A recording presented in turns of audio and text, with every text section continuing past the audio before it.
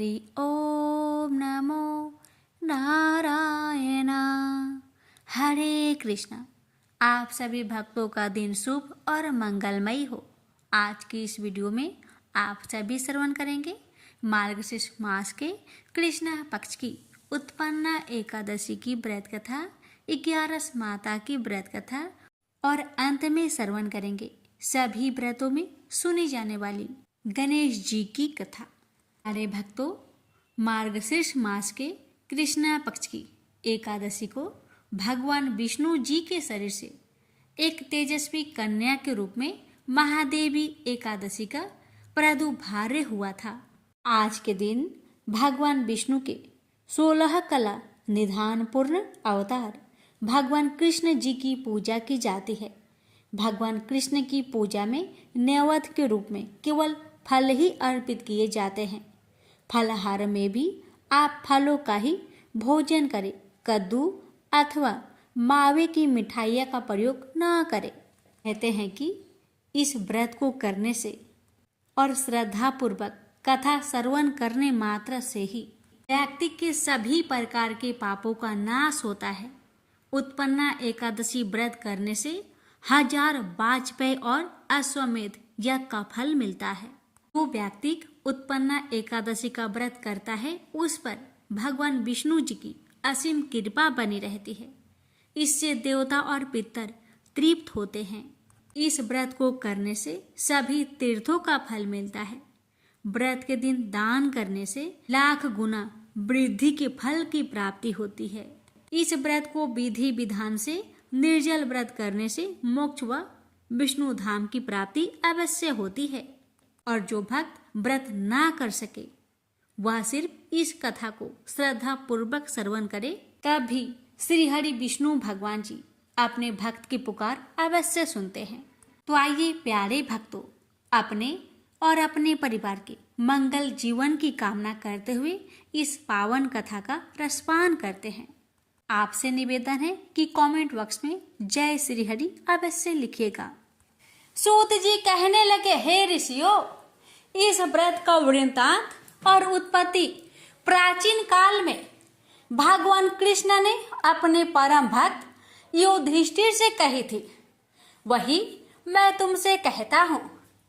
एक समय युधिष्ठिर ने भगवान से पूछा था कि एकादशी व्रत किस विधि से किया जाता है और उसका क्या फल प्राप्त होता है। उपवास के दिन जो क्रिया की जाती है आप कृपा करके मुझसे कहिए। यह वचन सुनकर श्री कृष्ण कहने लगे, हे युधिष्ठिर, मैं तुमसे एकादशी के व्रत का महात्म्य कहता हूँ, सुनो।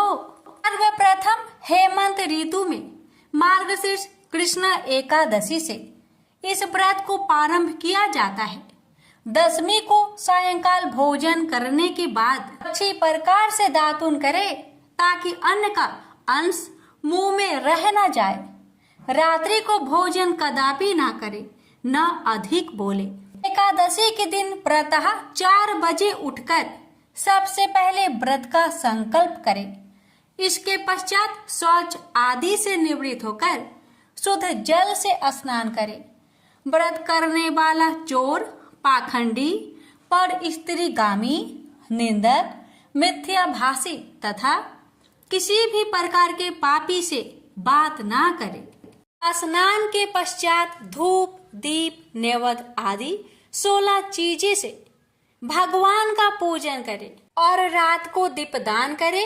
रात्रि में सोना या प्रसंग नहीं करना चाहिए। सारी रात भजन कीर्तन आदि करना चाहिए। जो कुछ पहले जाने अनजाने में पाप हो गए हो उसकी क्षमा मांगनी चाहिए। धर्मात्मा पुरुषों को कृष्ण और शुक्ल दोनों पक्षों की एकादशियों को समान समझना चाहिए। जो मनुष्य ऊपर बताई हुई विधि के अनुसार एकादशी का व्रत करते हैं उन्हें शंखो द्वार तीर्थ में स्नान करके भगवान के दर्शन करने से जो फल प्राप्त होता है वह एकादशी व्रत के 16वें भाग के भी समान नहीं है। व्यतिपात के दिन दान देने का लाख गुना फल होता है। संक्रांति से 4 लाख गुना तथा सूर्य चंद्र ग्रहण में स्नान दान से जो पुण्य प्राप्त होता है वही पुण्य एकादशी के दिन व्रत करने से मिलता है। अश्वमेध यज्ञ करने से 100 गुना तथा 1 लाख तपस्वियों को 60 वर्ष तक भोजन कराने से 10 गुना 10 ब्राह्मणों अथवा 100 ब्रह्मचारियों को भोजन कराने से 1000 गुना पुण्य भूमि दान करने से होता है। उससे 1000 गुना पुण्य कन्यादान से प्राप्त होता है। इससे भी 10 गुना पुण्य विद्यादान करने से होता है। विद्यादान से 10 गुना पुण्य भूखों को भोजन कराने से होता है। अन्य दान के समान इस संसार में कोई ऐसा कार्य नहीं जिससे देवता और पितर दोनों तृप्त होते हो, परंतु एकादशी के व्रत का पुण्य सबसे अधिक होता है। 1000 यज्ञों से भी अधिक इसका फल होता है। इस व्रत का प्रभाव देवताओं को भी दुर्लभ है। रात्रि को भोजन करने वाले को उपवास का आधा फल मिलता है और एक दिन में एक बार भोजन करने वाले को भी आधा ही फल प्राप्त होता है। जबकि निर्जल व्रत रखने वाले का महात्म्य तो देवता भी वर्णन नहीं कर सकते। युधिष्ठिर कहने लगे कि हे भगवान, आपने हजारों यज्ञ और लाख गौदान को भी एकादशी व्रत के बराबर नहीं बताया, सो यह तिथि सब तिथियों से उत्तम कैसे हुई बताइए। भगवान कहने लगे, हे युधिष्ठिर, सतयुग में मूर नाम का दैत्य उत्पन्न हुआ। वह बड़ा बलवान और भयानक था। उस प्रचंड दैत्य ने इंद्र, आदित्य, वसु, वायु, अग्नि आदि सभी देवताओं को पराजित करके भगा दिया। तब इंद्र सहित सभी देवताओं ने भयभीत होकर भगवान शिव से सारा वृत्तांत कहा और बोले, हे कैलाशपति, मूर दैत्य से भयभीत होकर सब देवता मृत्यु लोक में फिर रहे हैं। तब भगवान शिव ने कहा, हे देवताओं, तीनों लोकों के स्वामी, भक्तों के दुखों का नाश करने वाले भगवान विष्णु की शरण में जाओ। वे ही तुम्हारे दुखों को दूर कर सकते हैं। शिव जी के ऐसे वचन सुनकर सभी देवता क्षीर सागर में पहुंचे। वहां भगवान को शयन करते देख हाथ जोड़कर उनकी स्तुति करने लगे कि हे देवताओं द्वारा स्तुति करने योग्य प्रभु, आपको बारंबार नमस्कार है। देवताओं की रक्षा करने वाले मधुसूदन, आपको नमस्कार है। आप हमारी रक्षा करें। दैत्यों से भयभीत होकर हम सब आपकी शरण में आए हैं। आप इस संसार के कर्ता, माता, पिता, उत्पत्ति और पालन करता और संहार करने वाले हैं। सबको शांति प्रदान करने वाले हैं। आकाश और पाताल भी आप ही है। सबके पितामह ब्रह्मा, सूर्य, चंद्र, अग्नि, सामग्री, होम, आहुति, मंत्र, तंत्र, जप, यजमान, यज्ञ, कर्म, कर्ता, भोक्ता भी आप ही हैं। आप सर्वव्यापक है। आपके सिवा तीनों लोकों में चर तथा अचर कुछ भी नहीं है। हे भगवान, दैत्य ने हमको जीतकर स्वर्ग से भ्रष्ट कर दिया है और हम सब देवता इधर उधर भागे भागे फिर रहे हैं। आप उन दैत्यों से हम सबकी रक्षा करें। इंद्र के ऐसे वचन सुनकर भगवान विष्णु कहने लगे कि हे इंद्र, ऐसा मायावी दैत्य कौन है जिसने सब देवताओं को जीत लिया है? उसका नाम क्या है? उसमें कितना बल है और किसके आश्रय में है तथा उसका स्थान कहाँ है? ये सब मुझसे कहो। भगवान के ऐसे वचन सुनकर इंद्र बोले, भगवान, प्राचीन समय में एक नाड़ी जंघ नामक राक्षस था। उसके महापराक्रमी और लोक विख्यात मोर नाम का एक पुत्र हुआ। उसकी चंद्रावती नाम की नगरी है। उसी ने सब देवताओं को स्वर्ग से निकालकर वहां अपना अधिकार जमा लिया है। उसने इंद्र, अग्नि, वरुण, यम, वायु, ईश, चंद्रमा, नैऋत आदि सबके स्थान पर अधिकार कर लिया है। सूर्य बनकर स्वयं ही प्रकाश करता है, स्वयं ही मेघ बन बैठा है और सबसे अजय है। हे असुर निकंदन, उस दुष्ट को मारकर देवताओं को अजय बनाइए। यह वचन सुनकर भगवान ने कहा, हे देवताओं, मैं शीघ्र ही उसका संहार करूंगा, तुम चंद्रावती नगरी जाओ। इस प्रकार कहकर भगवान सहित सभी देवताओं ने चंद्रावती नगरी की ओर प्रस्थान किया। उस समय जब दैत्य मूढ़ सेना सहित युद्ध भूमि में गरज रहा था, उसकी भयानक गर्जना सुनकर सभी देवता भय के मारे चारों दिशाओं में भागने लगे। जब स्वयं भगवान रणभूमि में आए तो दैत्य उन पर भी अस्त्र शस्त्र आयुध लेकर दौड़े। भगवान ने उन्हें सर्प के समान अपने बाणों से बीध डाला। बहुत से दैत्य मारे गए, केवल मूढ़ बचा रहा। वह अविचल भाव से भगवान के साथ युद्ध करता रहा। भगवान जो भी तीक्ष्ण बाण चलाते वह उसके लिए फूल सिद्ध होता। उसका शरीर छिन्न भिन्न हो गया, किंतु वह लगातार युद्ध करता रहा। दोनों के बीच मल्ल युद्ध भी हुआ। 10,000 वर्ष तक उनका युद्ध चलता रहा, किंतु मूढ़ नहीं हारा। थक कर भगवान बद्रिकाश्रम चले गए। वहां हेमवती नामक सुंदर गुफा थी। उसमें विश्राम करने के लिए भगवान उसके अंदर प्रवेश कर गए। यह गुफा 12 योजन लंबी थी और उसका द्वार एक ही था। विष्णु भगवान वहां योग निद्रा की गोद में सो गए। मोर भी पीछे पीछे आ गया और भगवान को सोया देखकर मारने को उद्धत हुआ। तभी भगवान के शरीर से उज्जवल कांतिमयी रूप वाली देवी प्रकट हुई। देवी ने राक्षस मोर को ललकारा, युद्ध किया और उसे तत्काल मौत के घाट उतार दिया।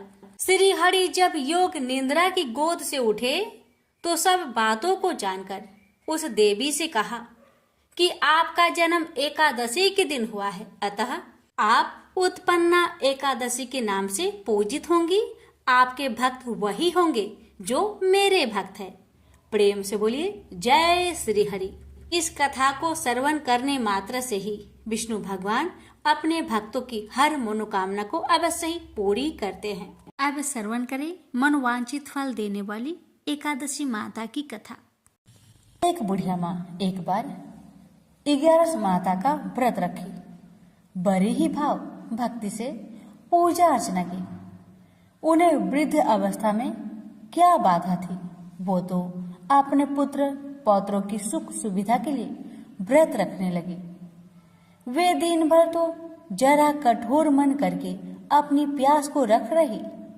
दिन में पूजा पाठ किया, कथा सुनी और पंडित जी को मिट्टी के पात्र में भरकर पानी और ऋतुफल दान दिया। दोनों भर भर कर बूरा वितरण किया। उन्हें गर्मी के कारण बहुत बेचैनी हो रही थी। इस कारण से बड़ी देर तक पानी में पड़ी रही और पानी की कुल्ला करती रही, मुंह धोती रही। तब कहीं थोड़ा बहुत धैर्य बंध पाया। धूप तो तेज पड़ रही थी, इस कारण बार बार मुंह सूख रहा था। बूढ़ी माँ बहुत बेचैन हो रही थी। एक बुढ़ापा और दूसरे ये भयंकर गर्मी। वृद्ध अवस्था की स्थिति तो कुछ दूसरे ही प्रकार की होती है। ऐसे तैसे रो धो के दिन कट पाया। अब पहाड़ सी रात सामने थी। उसका काटना बड़ा ही कठिन दिखाई दे रहा था। खटिया पर पड़े शांति नहीं मिल रही थी। वे बार बार करवट बदल रही थी। अनेक बार वो बाहर जाती और भीतर आती। उन्हें घर के अंदर शांति नहीं थी। वे पड़ी पड़ी एकादशी माता का स्मरण करती रही। वे कहती रही कि हे माता जी, आप मेरी लाज रखेगा, आप ही मुझे शक्ति दे दीजिएगा जिससे मैं भली भांति आपका व्रत कर सकूं और ये पहाड़ सी रात शांति पूर्वक व्यतीत हो सके। प्यास के कारण बूढ़ी माँ की बेचैनी तो बढ़ ही रही थी। उन्होंने धैर्य रखने का बहुत प्रयास किया, किंतु सहनशीलता की सीमा टूट गई और वे घबराकर एकदम चिल्ला पड़ी। बोली, बचाओ बचाओ बचाओ। अम्मा का चिल्लाना सुनकर परिवार भर के नर नारी, बच्चे और पड़ोसी एकत्रित होकर बूढ़ी अम्मा की खटिया के समीप पहुंच गए। सबने पूछा, अम्मा जी आपको क्या हो गया? आप क्यों चिल्ला पड़ी है? आप इस वृद्धावस्था में ये कठिन व्रत क्यों कर रही हैं? अम्मा जी ने कहा, शक्ति से ही भक्ति होती है। थोड़ी ही देर में वे फिर से बोली कि अरे हमारे प्राण तो ही निकल जा रहे हैं। मेरी छाती पर ठंडे पानी का घड़ा रख दीजिए। नातियों ने दादी की छाती पर ठंडे पानी का पात्र रख दिया। तब कहीं उन्हें थोड़ा बहुत आराम मिला और थोड़ी देर के लिए उन्होंने अपनी आंखें बंद कर ली। एकादशी माता ने सोचा कि ये बूढ़ी अम्मा है तो बहुत कठोर, जरा जाकर उसकी परीक्षा लेनी चाहिए। वे आधी रात को मुर्गा बनकर टेर लगाने लगी। मुर्गा की आवाज सुनकर दादी जल्दी से उठी और बाहर जाकर आसमान की ओर देखा, किंतु आसमान में कहीं उन्हें प्रातःकालीन तारा दिखाई नहीं दिया। वे सोचने लगी कि ये मुर्गा क्यों और कैसे बोल गया है। ये तो आधा रात मालूम प्रतीत होता है। उन्हें प्यास तो बहुत लग ही रही थी। थोड़ा बहुत उनका मन भी विचलित होने लगा था, किंतु अंत में उन्होंने दृढ़ निश्चय किया कि मैं अब व्रत को पूर्ण करके ही छोड़ूंगी, चाहे कुछ भी हो जाए, मेरा प्राण ही क्यों ना निकल जाए। ये सोचकर फिर वे खटिया पर शिथिल होकर सो गई। थोड़ी ही देर में एकादशी माता ने उनकी फिर से परीक्षा लेनी चाहिए। एक छोटी सी बालिका एक गिलास में शरबत लेकर उनके सिरहाने खड़ी हो गई और जोर से बोली, दादी जी सवेरा हो गया, हाथ मुंह धोकर शरबत पी लीजिएगा। पहले तो शरबत का गिलास देखकर उनका मन ललचाने लगा, किंतु अचानक व्रत का स्मरण हो आया और उन्होंने सोचा कि मैं किसी भी प्रकार से अभी शरबत नहीं पी सकती हूँ और वे शांतिपूर्वक अपनी खटिया पर लेट गई। फिर थोड़ी देर में उन्हें ऐसा लगा कि जैसे किसी ने उन्हें पानी के कुएं में पटक दिया हो। वे बड़ी देर तक उस कुएं में हाथ पांव चलाती रही, किंतु उन्होंने अपने मुख में पानी की एक बूंद भी नहीं जाने दी और वे दृढ़तापूर्वक अपना व्रत पालन करती रही। थोड़ी ही देर में न जाने कहां से सामने आग जलने लगी, जिससे भारी गर्मी बढ़ने लगी।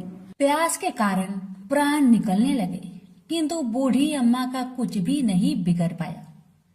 वे जहां की तहां मुस्कुराती हुई बैठी रही। थोड़ी ही देर में बाहर प्रकाश दिखाई देने लगा। ऐसा लगा कि जैसे सवेरा हो आया। बूढ़ी अम्मा ने जब बाहर निकलकर देखा तो समझ गई कि अभी सवेरा होने में 3-4 घंटे की देरी है।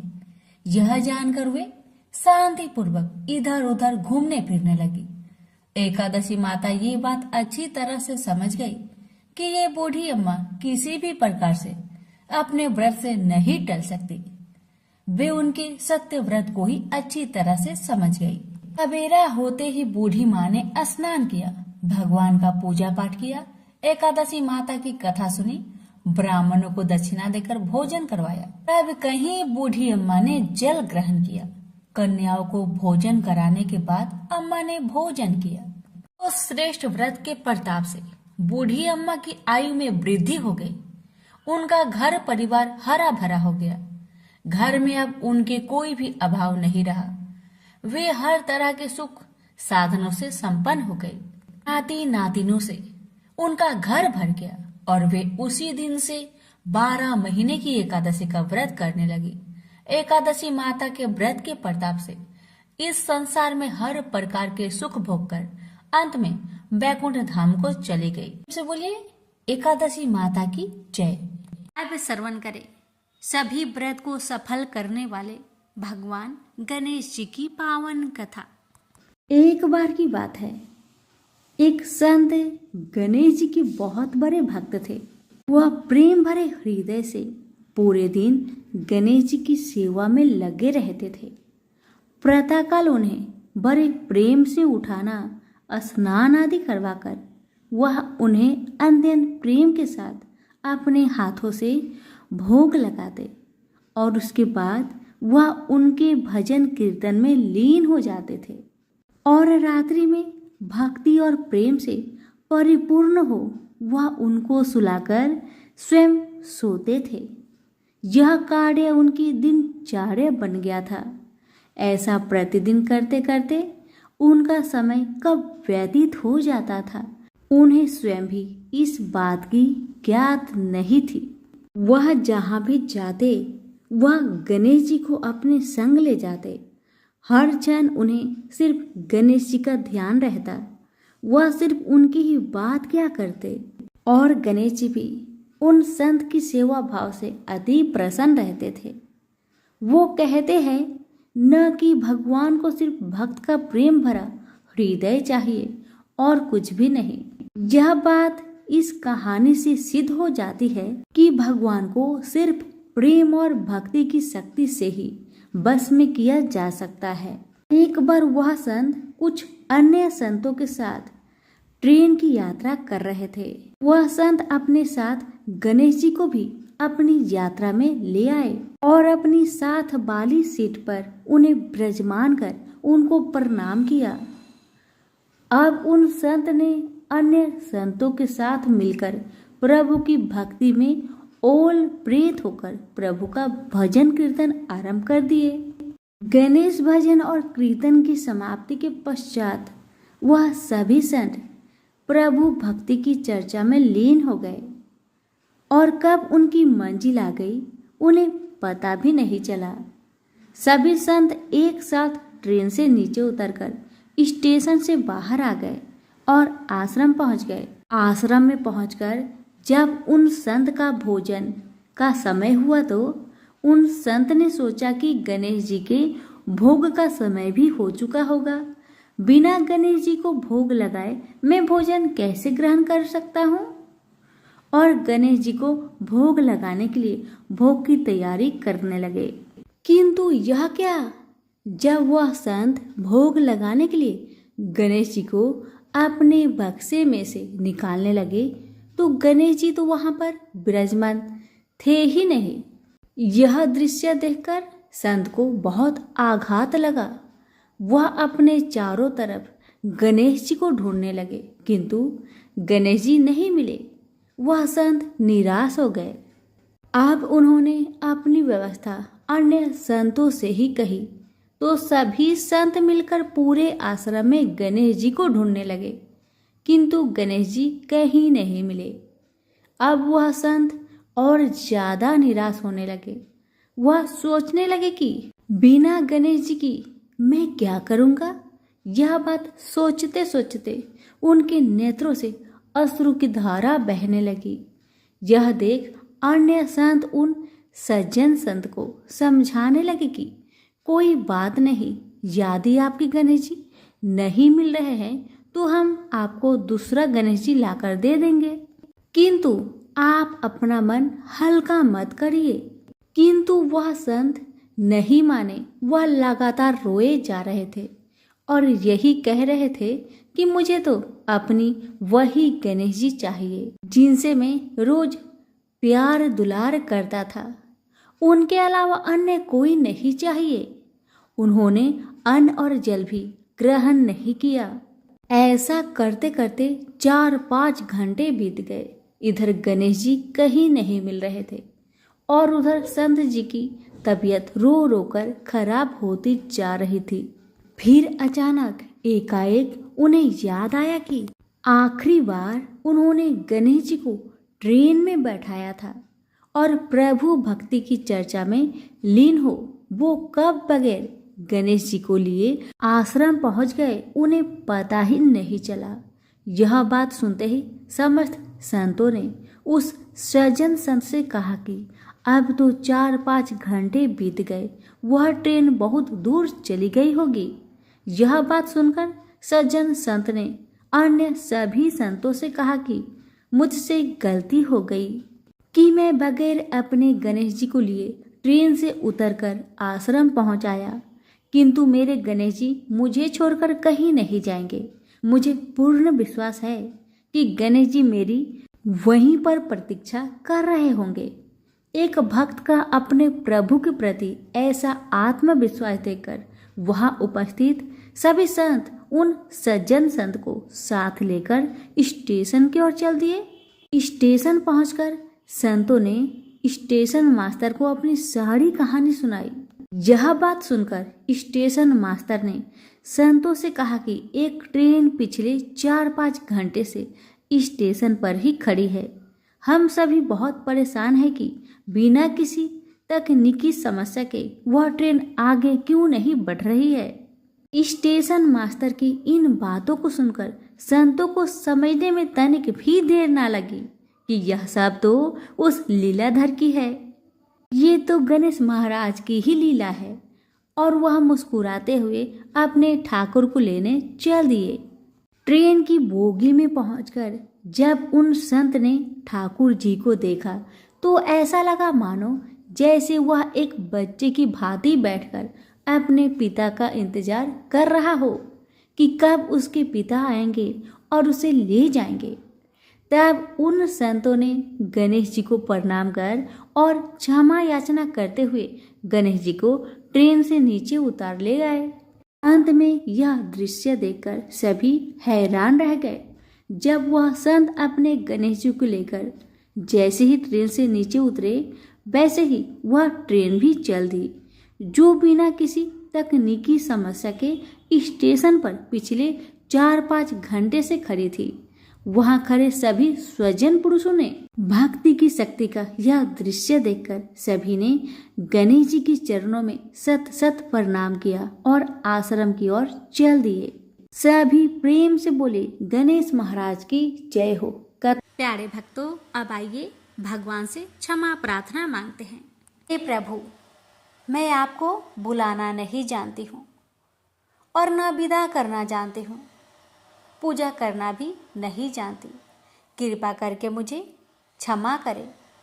मुझे ना तो मंत्र याद है और ना ही क्रिया।